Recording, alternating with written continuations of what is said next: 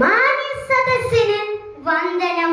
ഇന്ന് ഞാൻ ഇവിടെ പറയാൻ പോകുന്ന കഥയുടെ പേരാണ് ത്യാഗത്തിന്റെ മഹത്വം.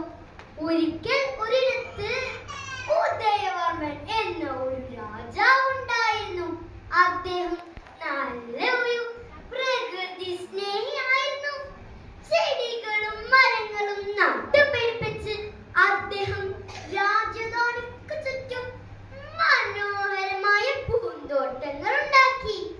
കൃഷിയും കച്ചവടവും കൊണ്ട് രാജ്യമാകെ ഐശ്വര്യവും സമ്പൽ സമൃദ്ധിയും നിറഞ്ഞാടി. അങ്ങനെയെല്ലാം കൊണ്ടും മനോഹരമായിരുന്നു ആ രാജ്യം. ഒരു വേനൽക്കാലത്ത് അവർക്ക് വലിയൊരു ദുരന്തത്തെ നേരിടേണ്ടി വന്നു. രാജ്യത്തെവിടെയോ കാട്ടുതീ പടർന്നു പിടിച്ചു. വൈകാതെ തന്നെ അത് ഉദയവർമ്മൻ രാജാവിന്റെ കൊട്ടാരത്തെയും വിഴുങ്ങി.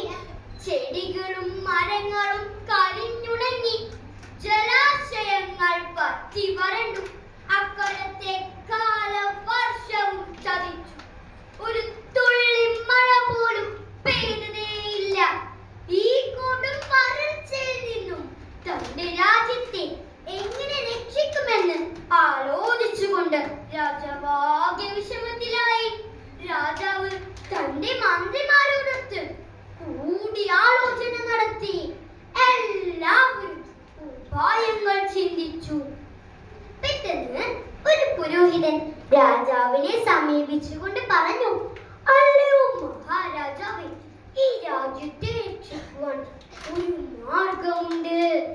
ഇത് കേട്ട ഉടനെ രാജാവ് ചാടി എഴുന്നേറ്റുകൊണ്ട് പറഞ്ഞു, പറയൂ പുരോഹിത, എന്താണത്? അല്ലയോ മഹാരാജാവേ, ഈ രാജ്യം പൂർവ്വസ്ഥിതിയിലേക്ക് എത്തുവാൻ ഒരു മഹായാഗം നടത്തേണ്ടതുണ്ട്. ഇത് കേട്ട ഉടനെ രാജാവ് പറഞ്ഞു, പ്രജകളുടെ ക്ഷേമമാണ് നമുക്ക് മുഖ്യം. അതിനുവേണ്ടി എന്ത് ചെയ്യുവാൻ നാം തയ്യാറാണ്. പുരോഹിതൻ വീണ്ടും വിനയത്തോടെ പറഞ്ഞു, അല്ലയോ മഹാരാജാവേ, ഈ യാഗം വളരെ വിലപ്പെട്ടതാണ്. അതിനുവേണ്ടി അങ്ങയുടെ പ്രിയപുത്രനെ ബലി കൊടുക്കുന്നതിലൂടെ മാത്രമേ യാഗം പൂർത്തിയാക്കാൻ കഴിയുള്ളൂ. ഇത് കേട്ട രാജാവ് ദേഷ്യം കൊണ്ട് വിറച്ചു. എന്ത്? തന്റെ പ്രിയപുത്രനെ ബലി കൊടുക്കുകയോ? അത് സാധ്യമല്ല പുരോഹിത. ഇത് കേട്ടുകൊണ്ടാണ് രാജകുമാരൻ രാജധാനിയിലേക്ക് കടന്നു വന്നത്. രാജകുമാരൻ സധൈര്യം മുൻപോട്ട് വന്നുകൊണ്ട് പറഞ്ഞു, പിതാവേ, ജനങ്ങളുടെ ക്ഷേമമാണ് നമുക്ക് മുഖ്യം. ജനങ്ങളുടെ ജീവൻ നിലനിൽക്കണം.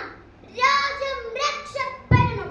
അതിനുവേണ്ടി തന്റെ ജീവൻ ബലിയർപ്പിക്കാൻ പോലും നാം തയ്യാറാണ്. മകന്റെ ഈ ഉറച്ച തീരുമാനത്തിനു മുമ്പിൽ നിറ കണ്ണുകളുടെ രാജാവ് യാഗം നടത്താൻ തീരുമാനിച്ചു. രാജാവ് കൽപ്പിച്ചു, യാഗം നടക്കട്ടെ. പെട്ടെന്നാണ് അത് സംഭവിച്ചത്. ആകാശത്തു നിന്നും ഒരു അശരീരി മുഴങ്ങി, മഹാരാജാവേ, സ്വന്തം രാജ്യത്തിനും ജനങ്ങൾക്കും വേണ്ടി തന്റെ ജീവൻ ബലിയർപ്പിക്കാൻ പോലും തയ്യാറായ രാജകുമാരന്റെ ഈ നന്മ നിറഞ്ഞ മനസ്സിനു സമ്മാനമായി നാം ഇതാ താങ്കളുടെ രാജ്യത്തെ നന്മയുള്ളതാക്കി മാറ്റുന്നു. പെട്ടെന്ന് കാറ്റാണ് വീശാൻ തുടങ്ങി. ഇനി വെട്ടാൻ തുടങ്ങി. തുള്ളിക്കൊരു കുടം എന്ന് പുളി മഴ പെയ്യാൻ തുടങ്ങി. കുളങ്ങളും കിണറുകളും നിറഞ്ഞു കവിഞ്ഞു. കൃഷിയിടങ്ങൾക്ക് പുതുജീവൻ കിട്ടി. രാജ്യമാകെ സന്തോഷം അലയടിച്ചു. പിന്നീടുള്ള കാലം രാജാവ് തന്റെ പ്രജകളോടൊപ്പം സന്തോഷത്തോടെ ജീവിച്ചു. പ്രിയ കൂട്ടുകാരെ, നാം ഈ കഥയിൽ നിന്നും എന്താണ് മനസ്സിലാക്കിയത്? നമ്മുടെ സന്തോഷം മറ്റുള്ളവരുടെ സന്തോഷമാക്കാൻ കഴിയുന്നിടത്താണ് യഥാർത്ഥ സ്നേഹവും സമാധാനവും രൂപപ്പെടുന്നത്. നന്ദി, നമസ്കാരം.